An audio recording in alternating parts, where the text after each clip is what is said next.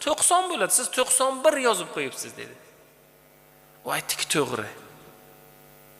To'ppa to'g'ri dedi. Buni 90 ekanligini men juda yaxshi bilaman. Lekin yuqoridagi 9 ta savolni to'g'ri yozganim uchun rag'batlantirish eshitmadim-ku men dedi. Bitta xato yozib qo'yganim uchun, bitta xato uchun hamma meni malomat qilyapti.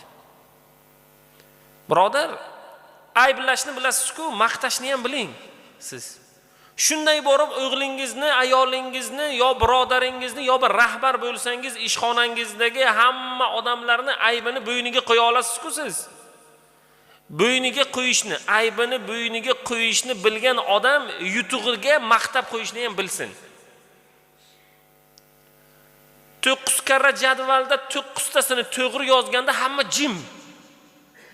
Hech kimni maqtamaydi.